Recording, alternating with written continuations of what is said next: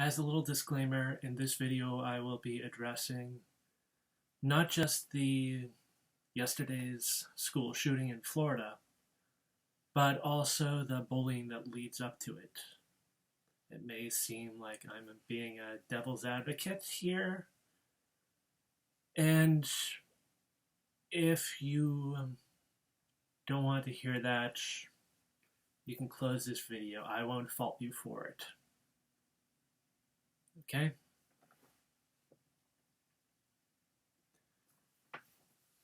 So when I first heard the news,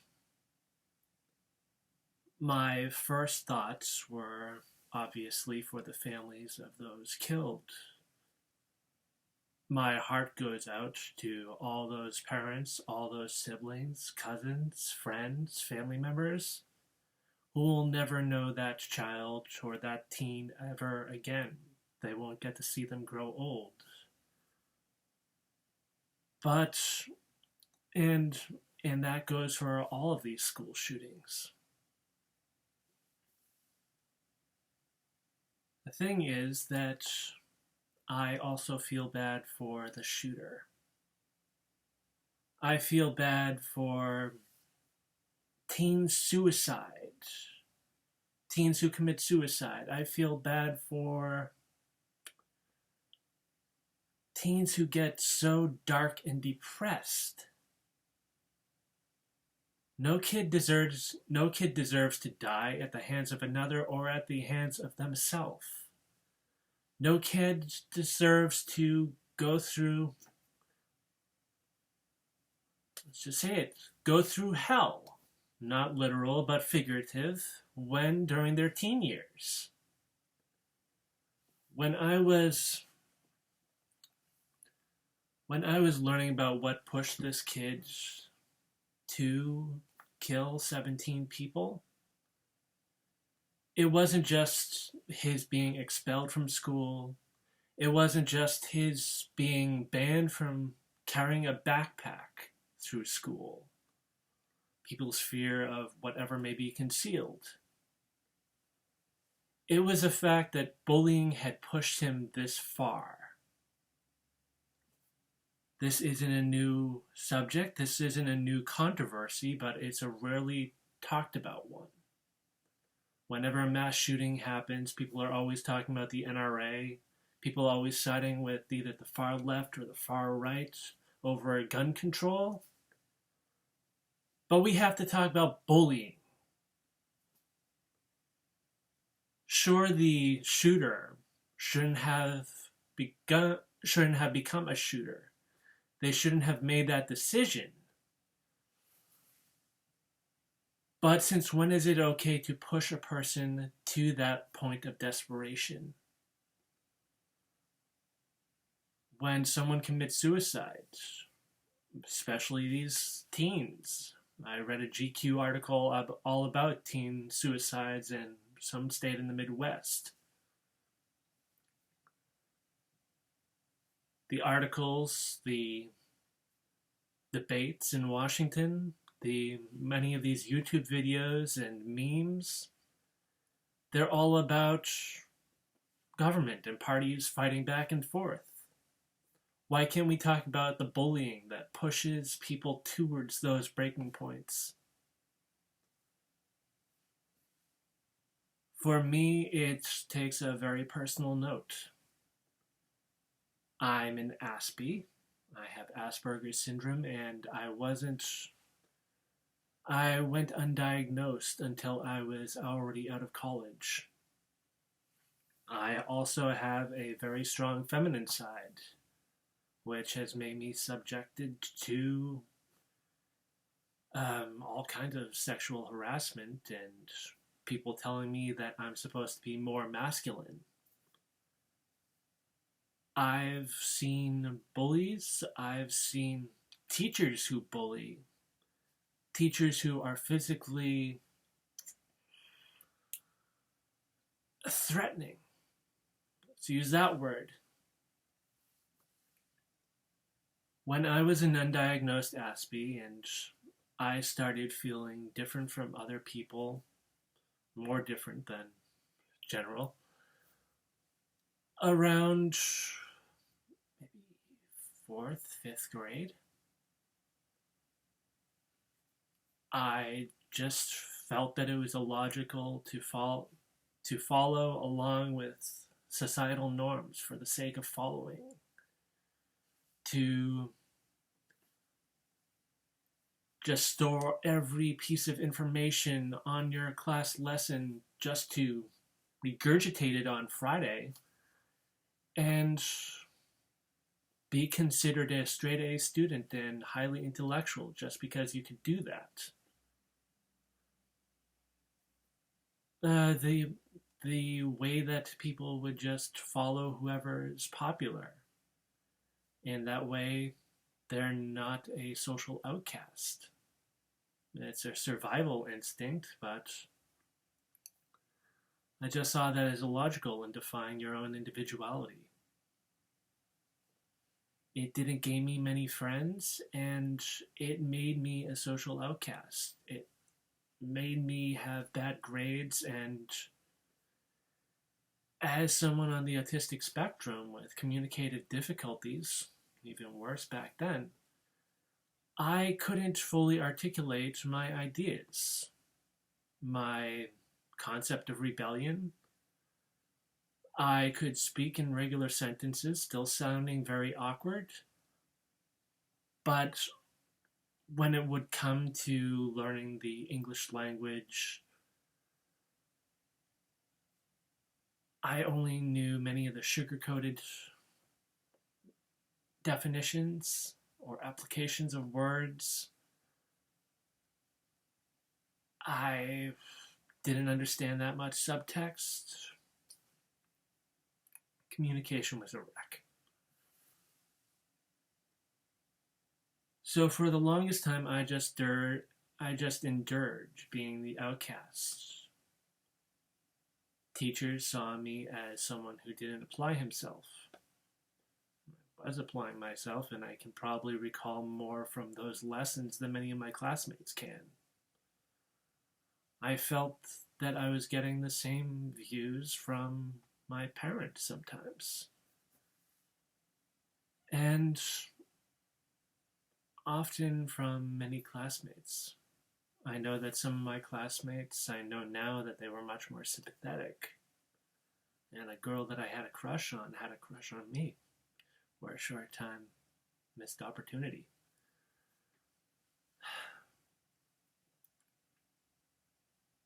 It all led up to 8th grade. And by this point, it was just before I was going to freshman year, April of 1999, and there was the Columbine shooting.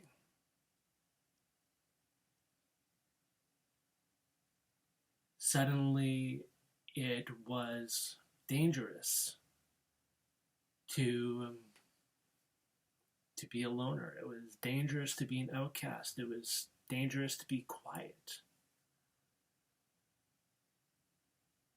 It was dangerous to stand up to these gunmen. It was dangerous for that she said yes girl to stand up for her faith. It was a far more dangerous world. It was about a year before I started redefining myself. And during that freshman year, I started seeing some of the ugliest parts of going to an all-boys school. And apparently my school, it had a worse bullying problem than many others. Even one of the teachers would call me Columbine Kenny because I was named Kenny, and I bore some resemblance to Dylan Klebold. And I was thinking, and I was a social outcast. You're just going to sleep. Hopefully you aren't. I understood those comparisons, but I didn't see the logic in this teacher just promoting that idea. I was getting enough bullying from my classmates without him. No teachers were standing up for me, and one of my classmates didn't say anything about the Columbine Kenny nickname until senior year. And I pointed out to him that look at the very, very hyper masculine culture at the school, and this probably goes for many teenage boys and maybe even teenage girls. To voice a complaint to a faculty member and have something done about that, it probably even adds to your own stigma. And I may have seen this as much more risky as a teen, but that's adolescence for you. But it adds to a student's stigma when they're suddenly known as the person who got blank in trouble. With this teacher, he was very popular around the school for other strong assets. Not always teaching, but other strong assets in sports and whatever. He was generally a nice guy, but not that nice to me. He was pretty brusque. Getting him in trouble would make me an even bigger societal pariah in my high school. So I said nothing. And I faced that nickname for 4 years. I was bullied by plenty of students, by plenty of classmates. Whenever I tried focusing on the board, focusing on the lesson, I couldn't simultaneously focus on my backpack and make sure that that wasn't going to migrate across the room. And at the end of my class, at the end of the period, try seeking out my backpack and the books, which networks of kids had moved to the hiding places. I was late for many classes back then, and the teachers never noticed. I was cyberbullied on very early AIM, before the term cyberbullying was deemed a thing. I was sexually harassed. There was one person who would gyrate against me when I was pinned against a wall trying to get out of the cafeteria, singing about going at it animal style. There was another one who, in homeroom, he asked me if I wanted to be subjected to this very kinky act, and then he went in detail explaining it.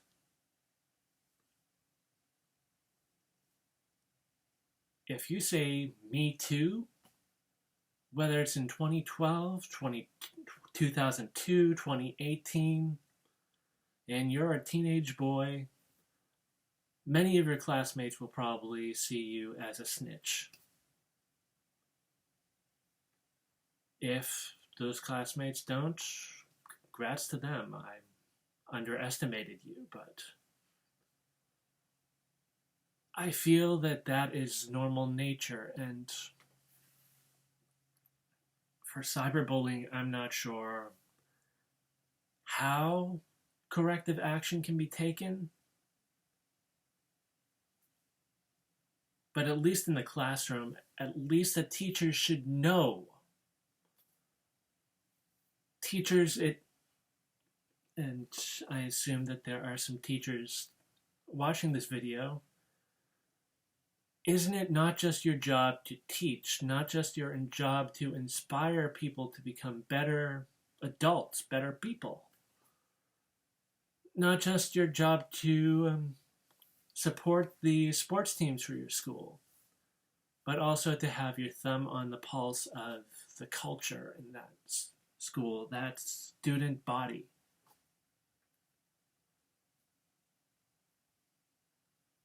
When you see something wrong, do you stand up and help that student, help those bullies, help the bullies to become less bullies, less bullying, helps the outcast to feel more included without feeling pressured to be that. Are you helping to alleviate the issue before it escalates to tragedy, violence, and disgusting sex acts?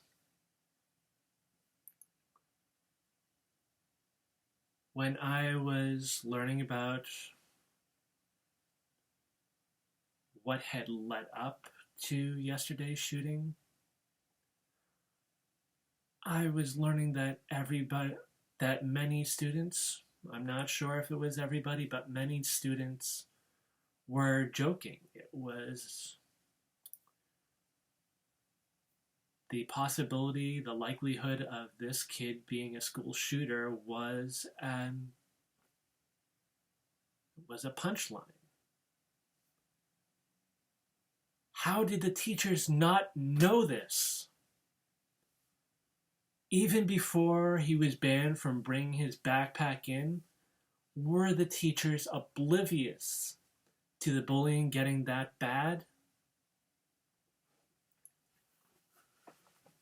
Now, what helped me in high school, along with extreme fortitude, I never felt an urge to hurt anyone else, but it took immense fortitude and resilience to not go through my own phase of self-loathing.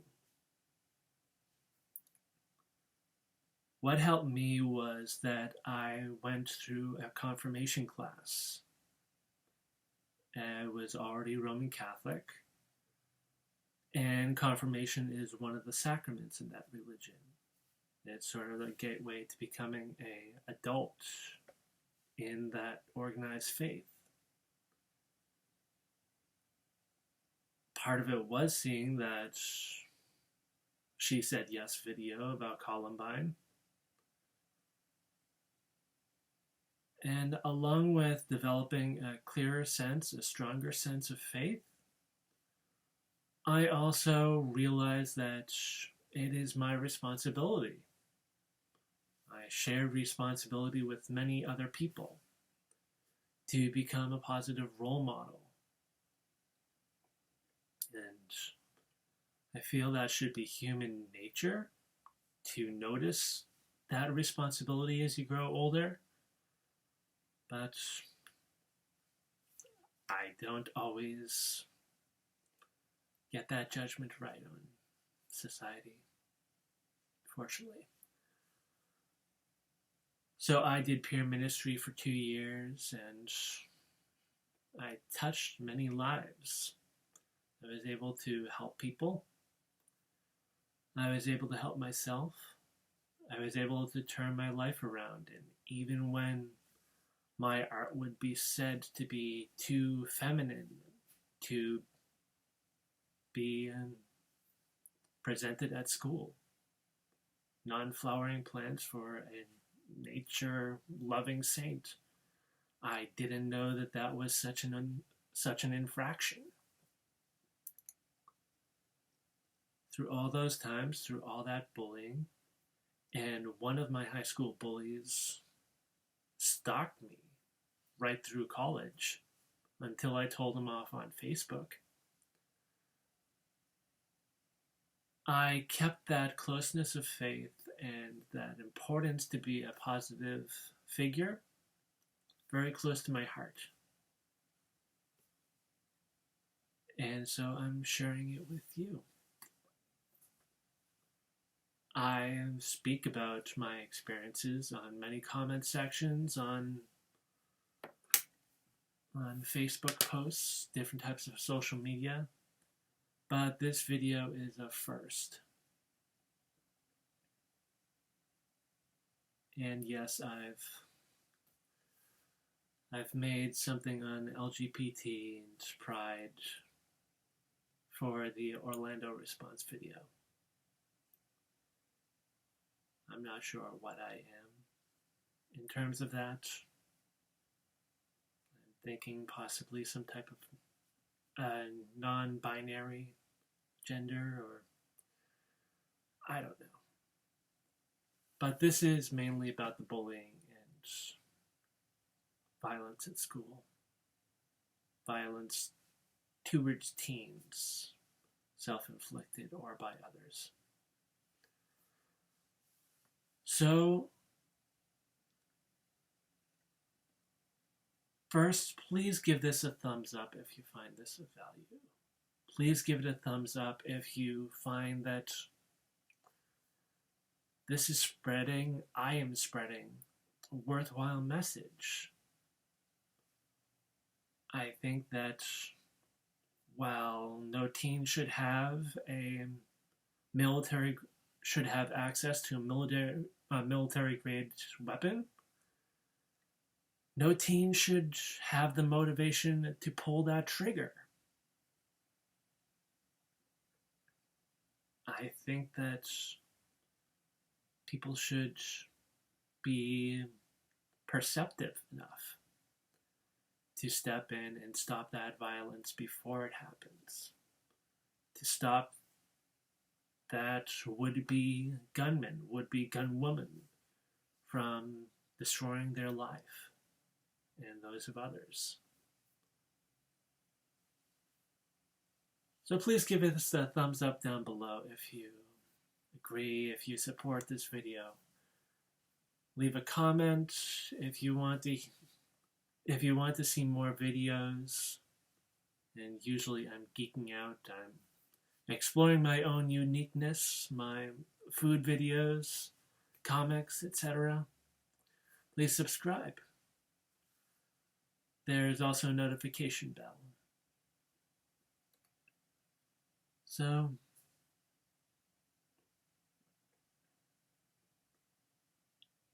I'm going to say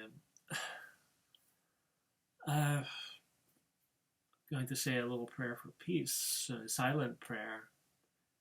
I'm not a Catholic anymore, but I'm still a Christian, and I still find value in prayer. If you're not spiritual, I ask that you share this moment of silence, a moment of thought and reflection, seeing what inspiration you may feel deep inside that could help this world become a more peaceful place.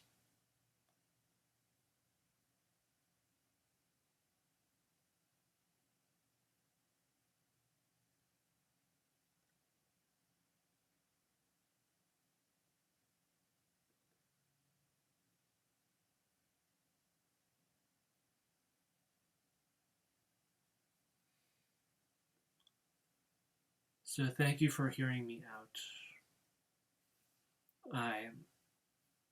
The teachers that are helping to stop this bullying, I can't thank you enough. And I'm sure that the victims of the bullying, they feel even more gratitude to you. And hopefully the bullies will feel gracious in the future. I've spoken with some high school bullies that have turned their lives around and regret what they've done. It seems few and far between that a bully remains a bully, especially as they progress into adult years. So people can change. I just hope that we all can give these teens, these people, the opportunity to.